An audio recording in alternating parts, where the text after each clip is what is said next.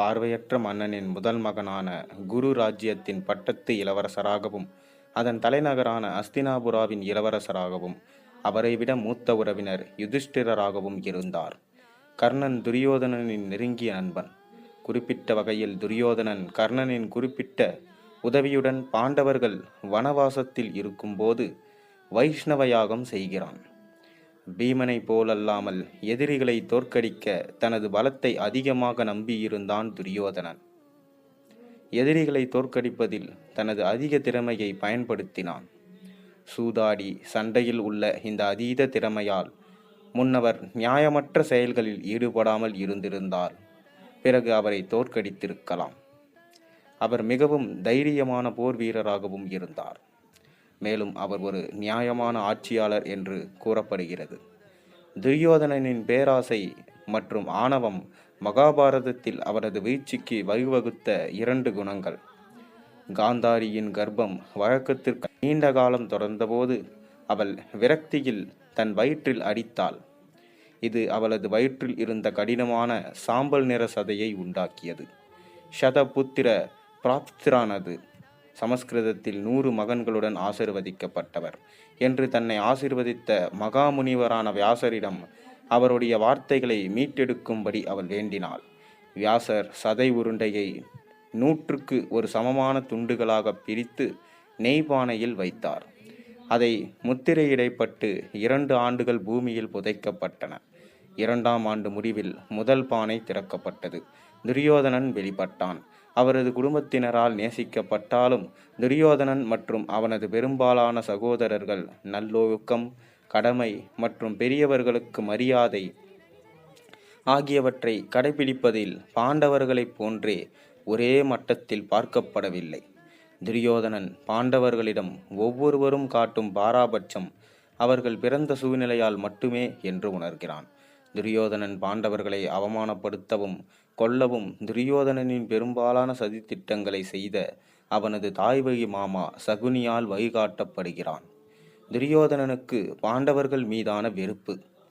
அதுதான் மூத்த சகோதரரின் மகன் என்றும் அப்போதைய அரசன் அஸ்தினாபுரத்தின் சிம்மாசனத்தின் வெளிப்படையான வாரிசு என்றும் அவனது நேர்மையான நம்பிக்கையிலிருந்து உருவாகிறது. அவரது குருட்டுத்தன்மையின் காரணமாக அவரது தந்தை இளைய சகோதரரான பாண்டுவுக்கு ஆதரவாக அரியணையை துறக்க வேண்டியிருந்தது.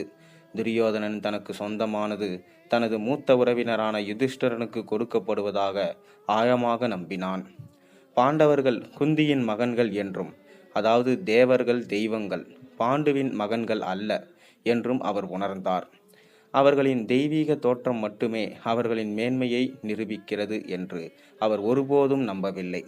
பல சந்தர்ப்பங்களில் அவர்களின் தகுதிகளை கேள்விக்குள்ளாக்கினார். மேலும் அவர்களை எப்போதும் கௌந்தேயர், குந்தியின் மகன்கள் என்றும் அழைத்தார். அவரை விட இளையவர், ஆனால் மிகவும் வலிமையானவர் மற்றும் அவரது அபராதமான உடல் பலம் மற்றும் வலிமையுடன் விளையாட்டிலும் திறமையிலும் தனது சகோதரர்களை ஆதிக்கம் செலுத்திய பீமன் அவர் மீது அவருக்கு ஆழ்ந்த வெறுப்பு ஏற்பட்டது. அவர்கள் இளமையாக இருந்தபோது பீமனின் கொடுமைப்படுத்துதல் மற்றும் கேலி செய்வது துரியோதனனுக்கும் அவனது சகோதரர்களுக்கும் தொடர்ந்து வலியை ஏற்படுத்தியது. தனது குருக்களான துரோணரிடம் இருந்து தற்காப்பு திறன்களை கற்றுக்கொண்ட அவர் கதாயுதத்தில் மிகவும் திறமையானவர் என்பதை நிரூபித்தார். பின்னர் அவர் பலராமனின் கீழ் சூதாடி சண்டையில் நிபுணத்துவம் பெற்றார் மற்றும் அவருக்கு பிடித்த மாணவராக மாறினார். பலராமர் துரியோதனனின் உடலை மின்னல் சதை என்று விவரித்தார். மேலும் அவரை தனது தலைமுறையின் மிகப்பெரிய கதாயுத வீரர் என்று அறிவுறுத்துகிறார். கௌரவ மற்றும் பாண்டவ இளவரசர்கள் தங்கள் பெரியவர்கள், அவர்களின் குரு துரோணர் மற்றும் அந்த ராஜ்யத்தின் மக்கள் முன்பு தங்கள் திறமைகளை வெளிப்படுத்தும் தற்காப்பு கண்காட்சியில் கர்ணன் தோன்றி இளவரசர்களில் சிறந்தவர் என்று துரோணரால் கருதப்படும் அர்ஜுனனுக்கு சவால் விடுகிறார். ஆனால் சமமற்றவர் போட்டியிடுவது பொருத்தமற்றது என்பதால் கிருபா அவனது பரம்பரையை கண்டறியும்படி கேட்டபோது கர்ணன் நிறுத்தப்படுகிறான். கர்ணன் சஸ்திரியராக இல்லாததால் வெட்கத்தால் தலைகுனிந்தான். துரியோதனன் உடனடியாக கர்ணனை பாதுகாத்து ஒரு போர் வீரனை வரையறுப்பது போல பிறப்பு அல்ல, செயல்கள் என்று வாதிடுகிறார். திருதராஷ்டிரன் தனக்கு வழங்கிய வரத்தை பயன்படுத்தி துரியோதனன் கர்ணனை அங்காவின் அரசனாக்கினான். அதனால் அவன் அர்ஜுனனுக்கு சமமாக கருதப்படுகிறான். கர்ணன் தனது விசுவாசத்தையும் நட்பையும் துரியோதனனிடம் உறுதியளிக்கிறான். கர்ணன் உண்மையில் குந்தியின் மூத்த மகன், சூரிய கடவுள், சூரியனுக்கு பிறந்தவன். அவன் பாண்டுவை திருமணம் செய்து கொள்வதற்கு முன் இருவருக்குமே தெரியாது. குருக்ஷேத்திர போரில் கர்ணன் துரியோதனின் மிக சிறந்த வீரன் மற்றும் 15வது நாளில் இருந்து தளபதியாக பணியாற்றுகிறான். துரியோதனன் அர்ஜுனனை விட கர்ணன் உயர்ந்தவன் என்றும் தன் 4 சகோதரர்களை தோற்கடிப்பார் என்றும் உண்மையாக நம்புகிறான். கர்ணன் கொல்லப்பட்ட போது துரியோதனன் தனது சொந்த சகோதரர்களை மரணத்தை விடவும் அவனது மரணத்திற்காக ஆழ்ந்த துக்கத்தில் ஆழ்ந்தான். கர்ணனின் அடையாளம் அவருக்கு தெரிய வரும்போது துரியோதனனுக்கு கர்ணன் மீதான காதல் மட்டுமே வளரும். அது அவர்தான் என்றும் கர்ணனின் இறுதி சடங்குகளை செய்வது பாண்டவர்கள் ஆடுகிறது. அவர்கள் ஒருவரை ஒருவர் உண்மையாக நேசித்து ஆதரித்ததால் கர்ணன் மீது தனக்கு அதிக உரிமை உண்டு என்பதை கிருஷ்ணர் உறுதிப்படுத்துகிறார். அவர்களின் குழந்தை பருவத்தில் பீமன் தனது மிருகத்தனமான வலிமையை பயன்படுத்தி கௌரவ சகோதரர்களை காயப்படுத்தினான். பீமன் பெரும் தீனியாக இருந்ததால் ஷகுனியால் வழிநடத்தப்பட்ட துரியோதனன் பீமனுக்கு விஷம் பூட்டி பீமனை கொல்ல முயன்றான். ஆனால் பீமன் பொறியில் இருந்து தப்பித்து முன்பை விட வலிமையானவனானான். துரியோதனன் பின்னர் வாரணவாதத்தில் ஒரு மெழுகு வீட்டில் பாண்டவர்களை எரிக்க ஷகுனியின் சதியில் பங்கேற்றான். இருப்பினும் அவர்கள் விதுரரால் எச்சரிக்கப்பட்ட பொறியிலிருந்து தப்பிக்க முடிந்தது. பாண்டவர்கள் தாங்கள் மெழுகு வீட்டிலிருந்து தப்பிப்பதை வெளிப்படுத்திய பிறகு ஒரு புதிய மனைவியுடன் துவக்க பீஷ்மர் வெளிப்படையான பதற்றத்தை தணிக்க ராஜ்யத்தை பிரிக்க பரிந்துரைக்கிறார். குரு ராஜ்யம் முழுவதும் கௌரவ இளவரசர்களுடன் மோதலை தவிர்க்க யுதிஷ்டரனுக்கு பாதி ராஜ்யம் கொடுக்கப்பட்டு காண்டவ பிரஸ்தத்தின் அரசனாக்கப்பட்டது. துரியோதனன் அஸ்தினாபுரத்தின் பட்டத்து இளவரசராக ஆனான்.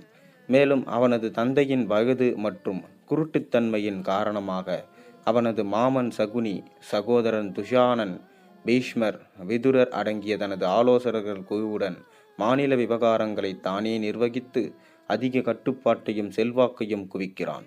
மற்றும் கர்ணன் ஆனால் துரியோதனன் யுதிராஷ்டரின் மீது பொறாமை கொண்டான். குறிப்பாக பாண்டவர்கள் கிருஷ்ணருடன் சேர்ந்து காண்டவ பிரஸ்தத்தை இந்திரபிரஸ்தமாக மாற்றிய பிறகு மேலும் யுதிஷ்டிரர் ராஜ்யசூக யாகம் செய்து பல ராஜ்யங்கள் மீது அதிகாரத்தை பெறுகிறார். இந்திரபிரஸ்தத்தின் செழிப்பும் புகையும் அஸ்தினாபுரத்தை விட அதிகமாக தெரிகிறது. பீமன், அர்ஜுனன், இரட்டையர்கள் மற்றும் வேலைக்காரர்கள் இந்திரபிரஸ்தத்துக்கு விஜயம் செய்யும் போது நீர்குளத்தில் தவறி விகுந்து அவரை பார்த்து சிரிக்கும் போது தீவிரமடைந்த கோபத்தை துரியோதனனால் அடக்க முடியவில்லை. பிரபலமான கலாச்சாரத்தில் தொலைக்காட்சி நிகழ்ச்சிகள் மற்றும் மகாபாரதம் பற்றிய பின் நவீன நாவல்கள் பார்வையற்றவரின் மகனும் பார்வையற்றவர் என்ற கூடுதல் அறிக்கையுடன் திரௌபதியின் மீது இந்த குற்றச்சாட்டை கூறுகின்றன. ஆனால் வியாசரின் சமஸ்கிருத காவியத்தின் நியமன உரையில் உள்ள காட்சி வேறுபட்டது. இது துரியோதனனுக்கு கோபத்தை உண்டாக்கி பாண்டவர்கள் மீதான பகையை அதிகரிக்கிறது.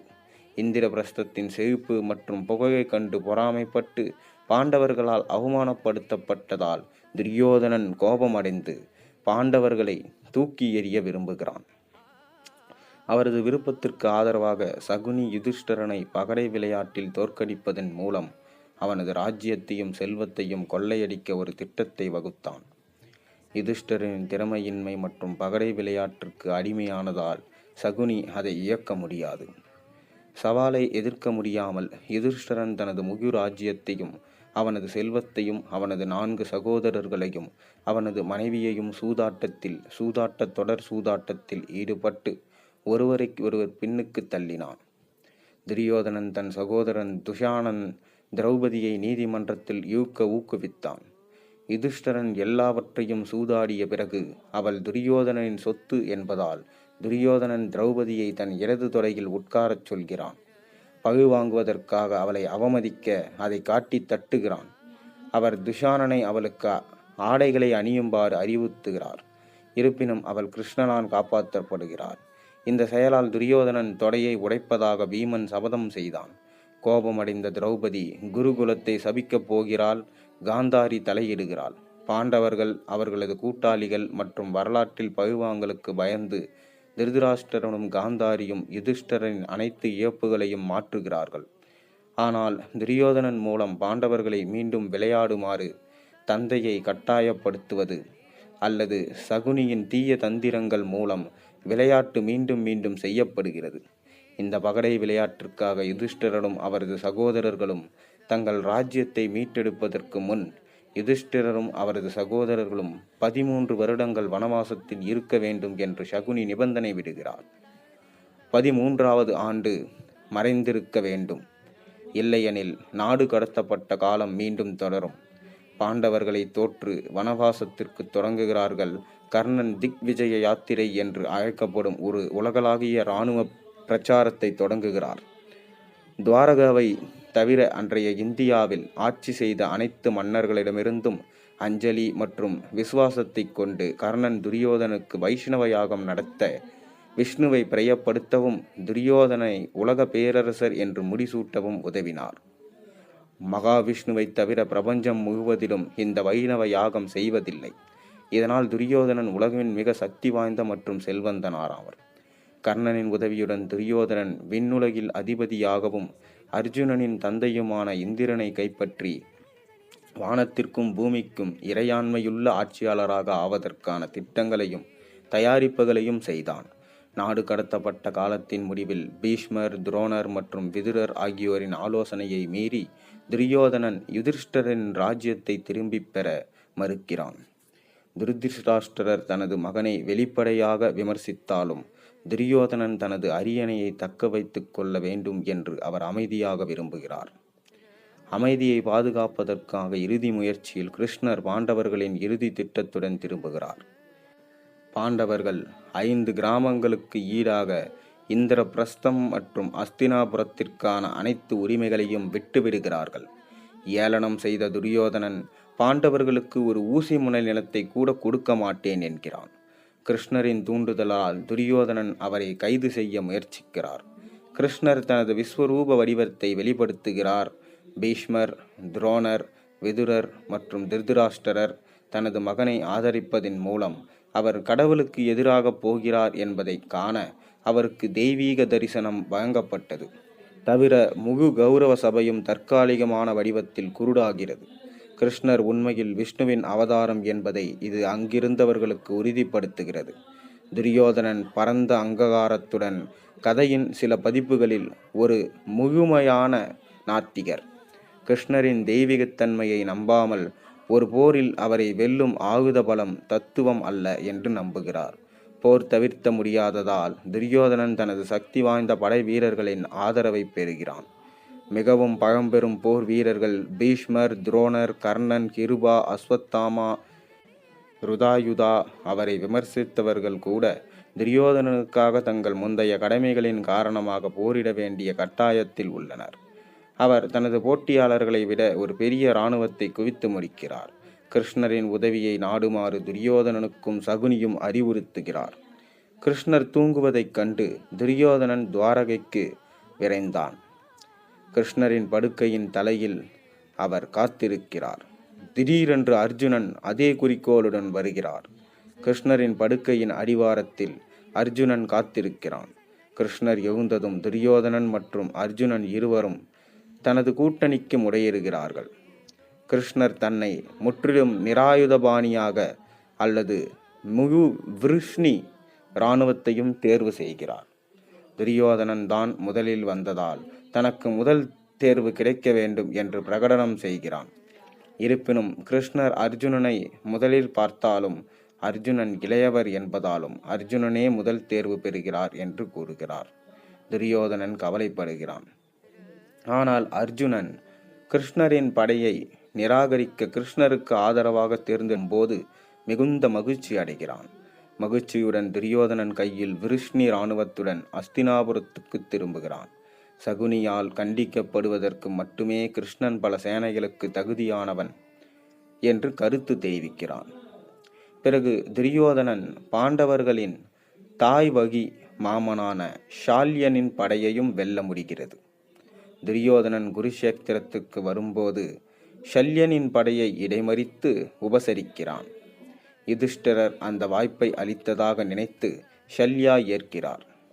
ஷல்யா துரியோதனனின் சுகங்களை அனுபவித்த பிறகு துரியோதனன் போலித்தனத்தை வெளிப்படுத்தி ஷல்யன் இப்போது அவனுக்கு கடன்பட்டிருப்பதை குறிப்பிடுகிறான். ஷல்யனின் படையையும் ஆதரவையும் பிரித்தெடுக்க அவர் இந்த கடனை பயன்படுத்துகிறார். துரியோதனன் முக்கியமாக ஷல்யனை விரும்பினான். அதனால் அர்ஜுனனின் கிருஷ்ணனுக்கு இணையான தேரோட்டி கர்ணனுக்கு இருக்க வேண்டும். போரில் துரியோதனன் தனது முக்கிய நம்பிக்கையான கர்ணன் என்றாலும் கூட வெல்ல முடியாத பீஷ்மர் மற்றும் துரோணர் மீது மீண்டும் மீண்டும் முட்டையிடுகிறார்கள். அவர் கர்ணனை தனது தளபதியாக நியமிக்க விரும்புகிறார்.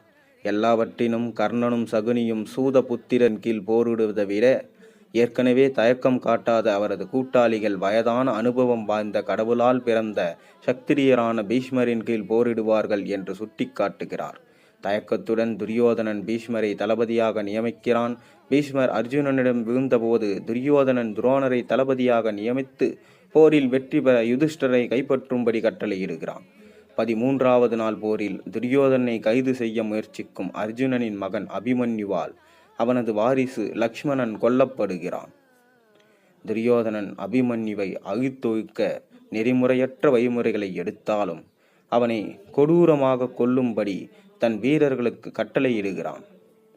துரோணரை வீழ்த்துவதில் பாண்டவர்கள் வெற்றி பெற்றதால் துரியோதனன் பலமுறை விரக்தியடைந்து 14வது நாளில் அபிமன்யுவின் மரணத்தால் ஆத்திரமடைந்த அர்ஜுனன் கௌரவ படையின் மூலம் கண்ணீர் விட்டு துரியோதனின் மைத்துனன் ஜெயத்ரதனை கொன்றபோது உணர்ச்சி வசப்படுகிறான். பிறகு போர் முழுவதும் பீமன் துரியோதனின் சகோதரர்களை சீராக கொன்று அவனது துயரத்தை அதிகரித்து தோல்வியை நெருங்குகிறார்கள். கிருஷ்ணர் மற்றும் அர்ஜுனனின் வியூகத்தால் கர்ணன் விழுந்தபோது துரியோதனின் நம்பிக்கைகள் இறுதியாக உடைந்தன. பிறகு போர்களத்தில் கொல்லப்பட்ட துஷானனை தவிர தனது உண்மையான சகோதரர்களுக்காக துரியோதனன் ஒருபோதும் கண்ணீர் சிந்தவில்லை என்று கூறப்படுகிறது. ஆனால் அவரது அன்பு நண்பன் கர்ணன் கொல்லப்பட்ட போது அவர் ஆறுதல் அடையவில்லை. துரியோதனன் ஷல்யனை அடுத்து தளபதியாக நியமிக்கிறான். போரின் இறுதி நாளில் துரியோதனன் ஷேகிதனனின் தலையை உடைத்து தனது கோபத்தை வெளியே எடுக்கிறான். ஷல்யா யுதிஷ்டரனால் கொல்லப்பட்டதால் துரியோதனனின் அற்பப்படை ஒரு முறை 11 அசௌலினிகள் பலமாக உடைந்து இராணுவம் அடிப்படையில் முறியடிக்கப்பட்டது. குதிரையை இழந்த துரியோதனன் போர்க்களத்தை விட்டு வெளியேறினான். அவர் ஒரு ஏரிக்குள் நுழைந்து தனது உடலை குளிர்விக்கிறார். வெற்றி பெறுவதற்கான அனைத்து நம்பிக்கையும் இயக்கப்பட்டிருக்கிறது. ஆனாலும் அவர் தனது இறுதி போருக்கு தயாராகிறார். போர்க்களத்தில் ஒரு போர் வீரனுக்கு தகுந்த மரணம் மற்றும் மறுமையில் அவனது நண்பர்கள் மற்றும் உறவினர்களுடன் மீண்டும் இணைவதற்கான நம்பிக்கையில் அஸ்வத்தாமாவும் கிருபாவும் அவனது விதியை தைரியமாக எதிர்கொள்ளும்படி அறிவுரை கூறிய பிறகு அவன் ஏரியிலிருந்து மீண்டும் வெளிவருகிறான். கதையின் சில பதிப்புகளில் கர்ணனின் மரணத்திற்கு பிறகு துரியோதனன் அவனது படையில் சேரவில்லை. அதற்கு பதிலாக உடனடியாக ஏரிக்கு செல்கிறான். போரின் 18ஆம் நாள் அஸ்வத்தாமா, கிருபா மற்றும் கிருத்வர்மா என்ற படையுடன் துரியோதனன் ஒரு ஏரியில் தியானம் செய்ய செல்கிறான். இறுதியில் பாண்டவர்களும் கிருஷ்ணரும் அவரை கண்டுபிடிக்கும் போது துரியோதனன் அவர்களுக்கு ராஜ்யத்தை பரிசளிக்க விரும்புவதாகவும் காட்டிற்கு ஓய்வு பெறுவதாகவும் கூறுகிறான். ஹஸ்தினாபூர் துரியோதனனுடையது அல்ல என்று கூறி யுதிஷ்டிரர் இந்த வாய்ப்பை மறுக்கிறார். மாறாக துரியோதனன் பாண்டவ சகோதரர்களில் யாரையாவது ஒருவருக்கு எதிராக ஒருவரை எதிர்த்து போரிட தேர்ந்தெடுக்கலாம் என்று அவர் முன்மொழிகிறார். மோதலில் வெற்றி பெற்றவர் போரில் வெற்றி பெற்றவர். யுதிஷ்டிரர் அர்ஜுனன், நகுலன் அல்லது சகாதேவனை கடாவை விட அவன் முன்மொழிந்த நன்மை இருந்தபோதிலும் துரியோதனன் தன் எதிரியான பீமனை தேர்ந்தெடுக்கிறான்.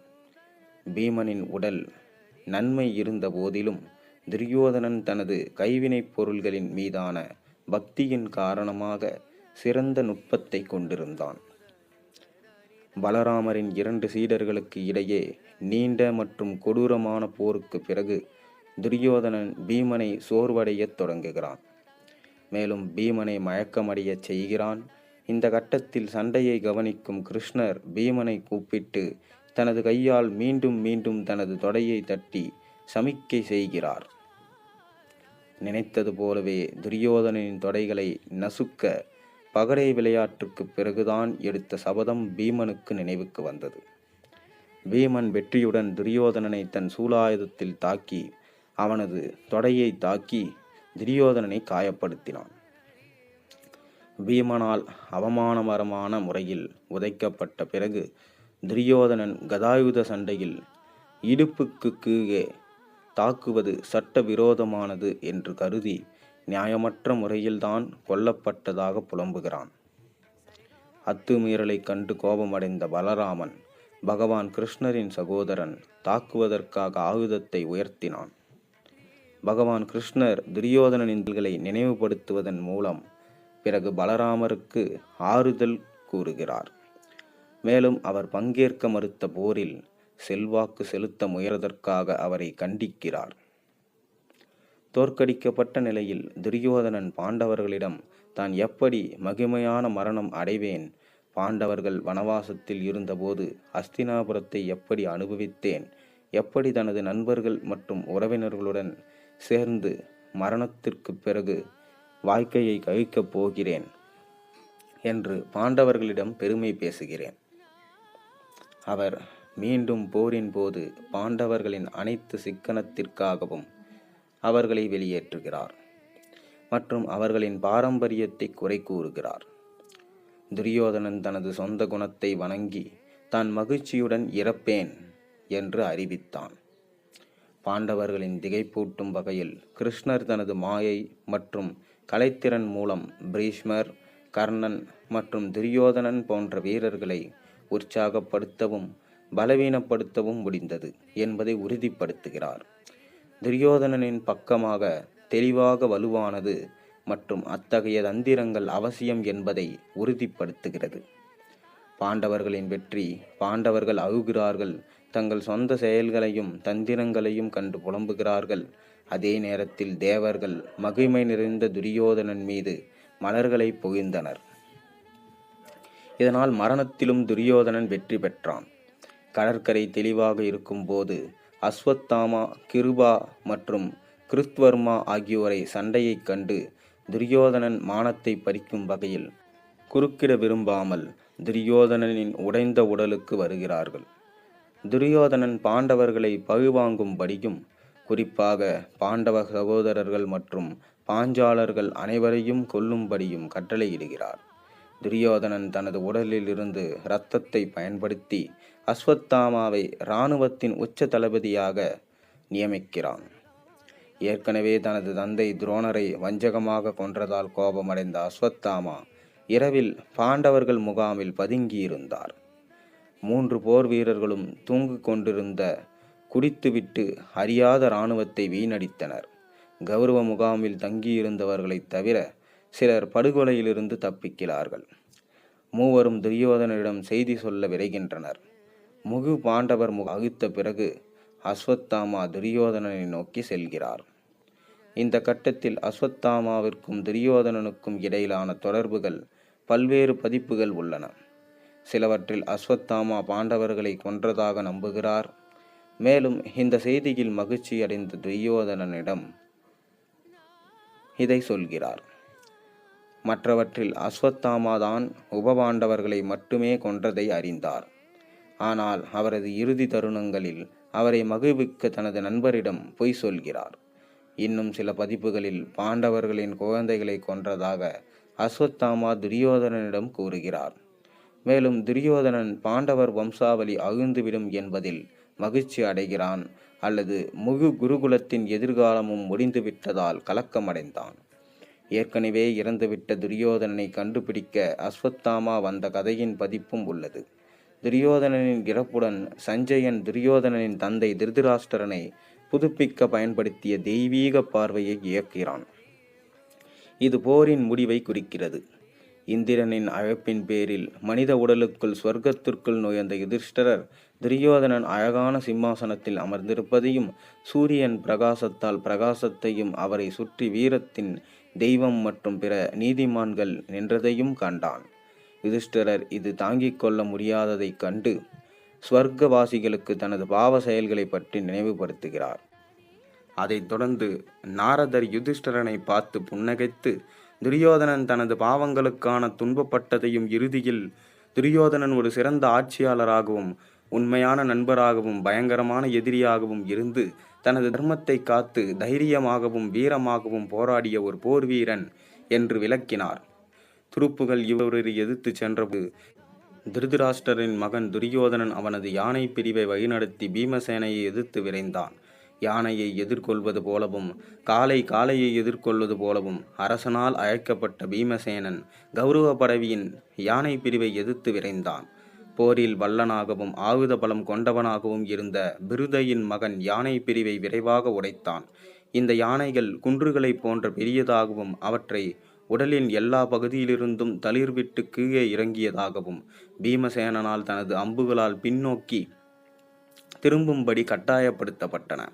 உண்மையில் காற்று எழும்பும் போது மேகங்களை திரட்டி விரட்டுவது போல அந்த பவன மகன் கௌரவர்களின் யானை படையை முறையடித்தான். பீமன் அந்த யானையின் மீது அம்புகளை எழுது உதய சூரியனைப் போல தனது கதிர்களில் உலகில் உள்ள அனைத்தையும் தாக்கியது. பீமன் கணைகளால் பீடிக்கப்பட்ட அந்த யானைகள் இரத்தத்தால் மூடப்பட்டு சூரியனின் கதிர்களால் ஊடுருவிய வெல்கினில் மேகங்களைப் போல அழகாக இருந்தன. பின்னர் கோபத்தால் உற்சாகமடைந்த துரியோதனன் தனது யானைகளுக்குள் இத்தகைய படுகொலையை ஏற்படுத்திய காற்றின் கடவுள் மகனை கூர்மையான கணையால் துளைத்தான். அப்போது பீமன் கோபத்தில் சிவந்த கண்களுடன் அரசனை யமனின் இருப்பிடத்திற்கு அனுப்ப விரும்பி பல கூர்மையான கணைகளால் அவனை வேகமாக துளைத்தான். அப்போது துரியோதனன் அம்புகளால் துவண்டு போய் கோபத்தால் உற்சாகமடைந்து சூரிய கதிர்களின் பிரகாசத்துடன் கூடிய பல கணைகளை கொண்ட பாண்டுவின் மகனான பீமனை துளைத்தான். பின்னர் பாண்டுவின் மகன் பரந்த தலைகள் கொண்ட 2 அம்புகளால் பலவிதமான இரத்தினங்களால் அலங்கரிக்கப்பட்ட இரத்தின யானையின் சாதனத்தை தாக்கிய துரியோதனின் வில்லையும் அவனது வில்லையும் விரைவாக வெட்டினான். இந்த கதையிலிருந்து உங்களுக்கு புரிந்தது என்ன? உங்கள் கருத்தை மறக்காமல் கீழே கமெண்ட்டில் சொல்லுங்கள். மேலும் சேனலில் போடுற ஒரு வீடியோஸும் பிடிச்சிருந்தா மறக்காமல் சப்ஸ்கிரைப் பண்ணுங்கள், லைக் பண்ணுங்கள், பெல் ஐக்கனை ப்ரெஸ் பண்ணுங்கள். கூடவே நம்ம வீடியோஸ் உங்கள் நண்பர்களுக்கும் பகிர்ந்துக்குங்க. இந்த கதை அருமையான கதையாக இருக்குது, படிக்க மறக்காதீங்க. நன்றி, வணக்கம். நாளை ஒரு நல்ல அருமையான கதையோடு உங்களை சந்திக்கின்றேன்.